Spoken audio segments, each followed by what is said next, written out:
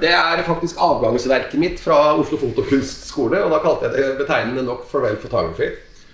Og det en kommentar til den bildestrømmen som raser forbi oss hver eneste dag i alle mulige sosiale medier, og ingen ser noen ting, fordi at alt bare en blur, så her liksom greia at du må inn på for å se. Og jeg har hatt det stilt ut ved et par anledninger, og det alltid veldig... Jeg blir så glad når jeg ser folk står sånn, og peker og prater om enkelte bilder, for det gjør de aldri når de ser bare ett. Men her du blir sugd inn på en måte. Så det der jeg veldig glad i. Hvor mange bilder sa du at det var totalt? Jeg pleier å si at det 462, og det var det sto i Lightroom-folderen. Men jeg ikke helt sikker. For det mulig jeg spent på litt ekstra for å få det til å gå opp. My name is Trond Lindholm. I'm an Oslo-based photographer. I started photography, let's say, I'm 63 years old now, so I started when I was 50, so some kind of 50 years crisis, I think. But I've taken seriously for the last 5-6 years. So this is an easy question. How would you describe your photography? Oh, my kind of photography? I don't know. I started as a street photographer because the streets was there and I live in the center of Oslo. But I think I'm more of a, I don't know, people photographer, if that's something you can say. I started with my street photography thing and I was just bored by these fleeting moments. I was more interested in talking to people. Everybody has a story to tell. So I like to sit down, maybe have a beer or something and talk to people and know some of their background, some of the stories. Yeah. If you look back at your whole photography career, how would you describe your style? Oh, my photographic style. Oh, that's a difficult one. Sometimes I'm all over the place, but the obvious thing is I'm always black and white, more or less. Some photos just scream for color, so they stay in color, but I'm very inspired by Japanese photography. So, I don't know, it's grainy, it's blurry, it's not Daido Morama, it's not Anders Petersen, it's not Jakob Ivesobol, but it's that area I get my inspiration. Yeah, so maybe that's my style. Og her har vi 4 av mine greier. Her vi ute på ville veier. Dette de 3 damene AI-genererte. Altså det vil si selve portrettet AI-generert. Og så det printet ut på transparenter, eller på transparenter, som frosset inn i isblokker, og avfotografert på et lysspor etterpå. Og dette bakhodet her faktisk en kar på gata i Bologna faktisk. Så han ekte, men de 3 damene AI-genererte. Det så gøy med sånne som fryser ned bare hodet sitt og tror legevitenskapen skal vekke dem opp om 200 år. Og da har du bare huet igjen, så det en interessant tanke. Så da synes jeg det var litt gøy da, med at sånne ikke-eksisterende, AI-genererte, også kan fryses ned.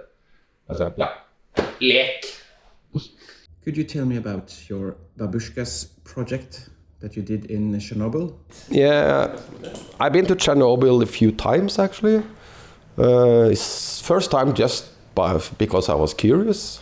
I've heard about it, and a friend of mine, Frank Hesjedal, he arranged the tour, so yeah, I joined the tour. And I did all the, if you can say, the tourist spots in Chernobol, you know, the Paris wheel and all that. So, but then we met some people living inside the forbidden zone, and I was hooked. So I've been there, I think it's 4 or 5 times, and it's always about the people. Normally we go there in a group, and the group do the tourist thing, and we stay behind when the other leaves.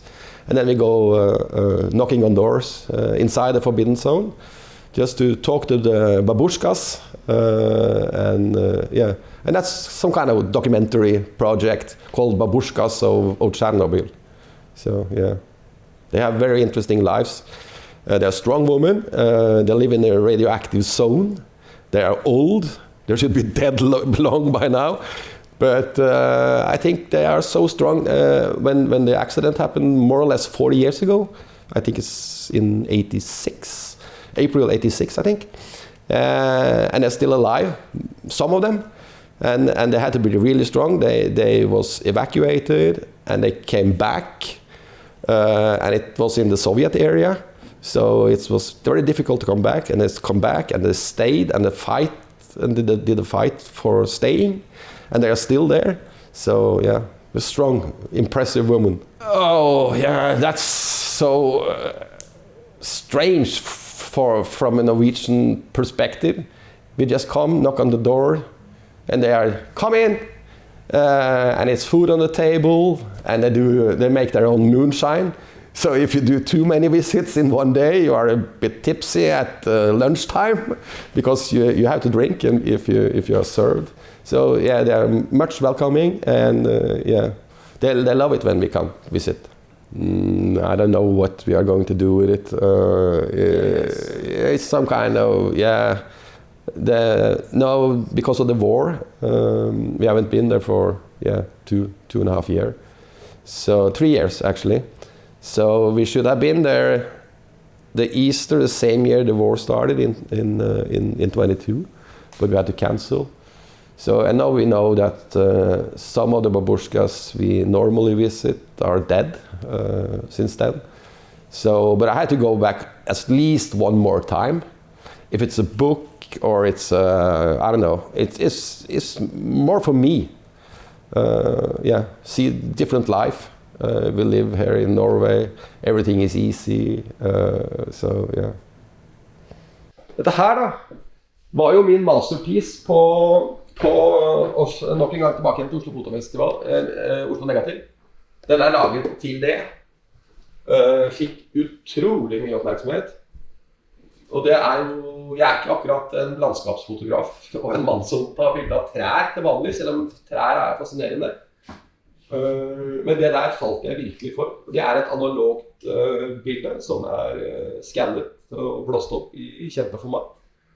6x6 negativ, tatt med en Hasselblad SVC faktisk, denne vidvinkel Hasselbladen. Og det er et tre som står i Dronningparken, og som har stått der siden før Dronningparken, det er Dronningparken ifølge Slottskarteren. Så det er et, ja, jeg er veldig glad i det bildet der. Merkelig nok, fordi det er jo ikke, men det er jo spor av mennesker, veldig mye spor av mennesker. Så det er kanskje det som drar meg til det, jeg vet ikke. Og så er det noe lys og greier. Men som sagt, jeg brukte 3 måneder på å redigere det sånn. Så. Ja, treet har jo sår av kjærlighet, ses her. Ja, det heter Tree of Eternal Love. Jeg sjekket om det var noe morsomme kongelige historier bak noen av inskripsjonene her, men det er det visst nok ikke. Dessverre. Synd. You have a photo project called Valka. What is it? Yeah, the Valka project is one of my favorite projects because I like the place and I like to have a few beers. So, and it started just randomly actually. A few years back, I was in Oslo during Easter. Everything was closed, so I had been to Vigelandsparken and I don't know, took some shots, I guess. And I was thirsty, and I saw this Valka or Valkyria was open, so I just went inside, and I had my camera, and I started to talk, and it was just a few people there, so I just started to talk to them, and then it started. So yeah, it's the same thing like everything else. I like to photograph. I like to photograph people that are not they're living a different life. Most of them are old, so they have stories to tell. It's a strange place because it has been there forever, and it looks the same. And you can walk in there, and it's 5, 6, 8 people in the room, and they are sitting in different places around. They're not talking to each other. They're just having their beers, sitting there, yeah. Typical Norwegians. And yeah, I don't know. I like lived life. and I find lived life there. So yeah, I myself I live at Frogner, where there is no lived life. It's only some kind of TikTok life. So I like to go to that kind of places. Yeah, it's everything from a well-known Norwegian magician who hangs out there, and there is somebody has worked. One guy, he has worked in what do you call it, car painting business thing, and he has obviously been in Norwegian løse middelskadd. I don't know the English word for that. And one is always singing, and Ivar, I think his name is. He's playing his flute in the toilet in the basement once a week because there's so good acoustics there. So yeah, it's a strange place. It's a project, but it's also my life. So it will never end. I have some pauses, of course, but I think it will go on forever. I should of course remember his name, this photographer, but he was in Hamburg. Anders Petersen. He's a great inspiration for me. I know Anders quite well, actually. I don't know. I think I have the same kind of interaction with people as Anders. Anders is a little more pushy than me, but we are interested in people, and I think that's the common thing we have. And he was one of the first photographers I saw when I started to go deeper into photography. So I don't know. That's just a coincidence that my pictures looks like him, and if they do, that's the best thing you can say to me. So yeah, that's just a coincidence. But yeah, I like the approach. Hva skal jeg si? Det er snapshots fra Marka. Det er jo et ubetalelig øyeblikk, synes jeg. Her har vi mannen som øver på fløyte nede på herretoalettet, eller nede på toalettområdet. Og Ole som synger et stev, og to andre av stamgjestene. Det er stamgjester stort sett dette her da. Og noen som ble veldig glad i hverandre på utsiden, så egentlig litt sånn. Det er jo snapshot. Men det summen av det gir et ganske godt bilde av hva Marka er. Det er liksom litt av poenget. Ja. I understand you are working on a book that you have called Serendipity, a photo book. Can I take the book? Yes. Oh, this is only a dummy, and it's work in progress. Serendipity, and I don't know. Serendipity. I like that word because it means things you find when you're looking for something else. Or just pure luck, if you like to be more, yeah. So, and that's my approach to photography as well. I don't plan too much. Obviously, when I go to Chernobol, I had to plan, but other than that, I just go out and see what happens. So I like that, and the Serendipity it's a collection of photos I like from different parts of the world. And they're all random snapshots, maybe, but that's what I like. So yeah, it's very clear that you are inspired by Daido Moriyama, right? Yeah, Daido is my. If I should pick one, Daido is the man. I think I have 82 Daido books at home. I like the approach to photography. Don't overcomplicate things. Don't be too, I don't know, I don't like when photographers call themselves an artist or blah blah blah blah. You're a photographer, you're documenting life, if you are in the documentary street kind of thing, and that's it. The place we are right now, the collective, could you tell me why you guys started it and what is the philosophy behind it? Collective is we are 5 people owning the Collective. It started with and still is 4 of us from Oslo Fotokunstskole, where we was part-time students for a couple of years, and we was finished, I don't know, 2.5 years ago, and we wanted to do something more. We were so in love with each other and worked so good together as a group. So let's do something. And then we started, maybe we should have our own place. And yeah, here we are. The vision for Kollektivet is very simple. We need a place to be, away from home, where you can sit, work, have a drink, whatever. But it's not all about us. It's more about wanting to create a space that everybody is welcome. So if you are looking and send me a message on a Friday night and ask, are you at Kollektivet? Come by, bring your own wine and sit down and talk about life and love and art and whatever. Så hvor mange utstillinger og slike ting har dere I løpet av et år? Oh, we all have our day jobs. So I think we have had 5 exhibitions in a year and a half or something, and we have some workshops from time to time. We had this cyanotype workshop, this is the alternative photography thing, and we're going to have this Anders Petersen workshop, and yeah, so not too much, but we want to do more, but it's a lot of work every time we have to do it. So, and you know, in every group there is always somebody that is more, you know, into it than others, and this person happened to be me, so yeah, that's how it is. So yeah. Så har vi kan ta 2 fargebilder som står her nede. Det Line Strømnes, som også en av co-fonderne og eierne av Kollektivet som har laget. Jeg kjenner jo ikke bakhistorien for bildene hennes, sånn at jeg vet hvor det bildet der tatt.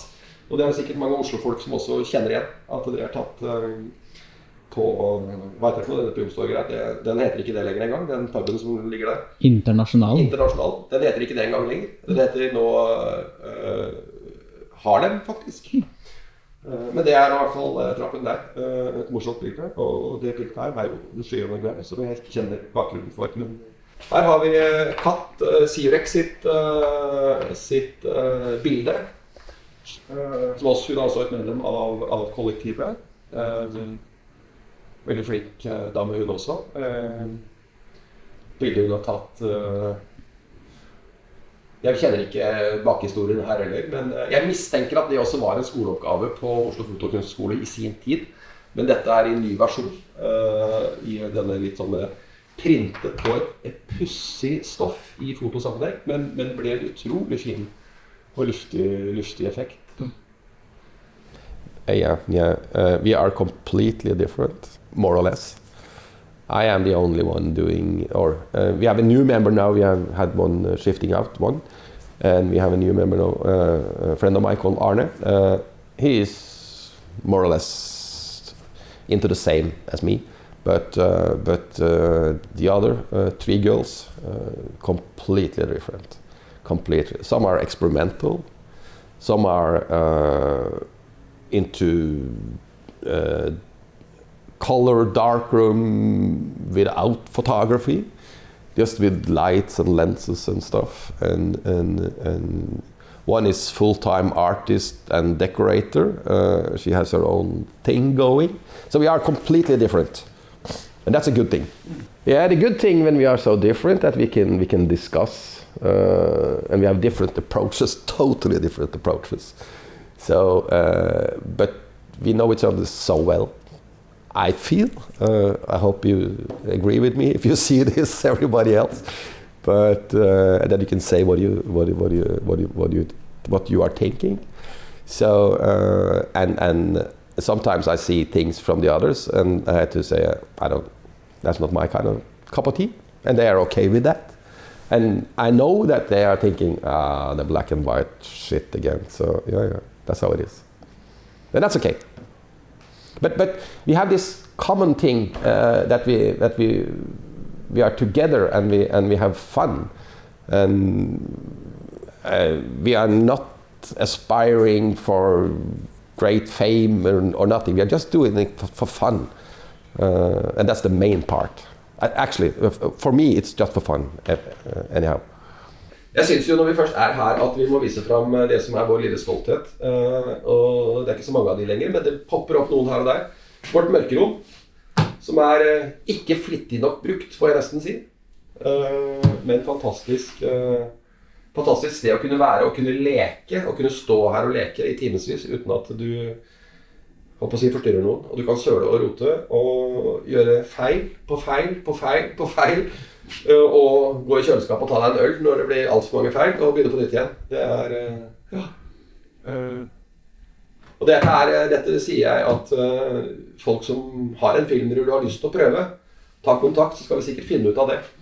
Dere leier ut? Vi leier egentlig ikke ut, men folk hjertelig velkommen allikevel.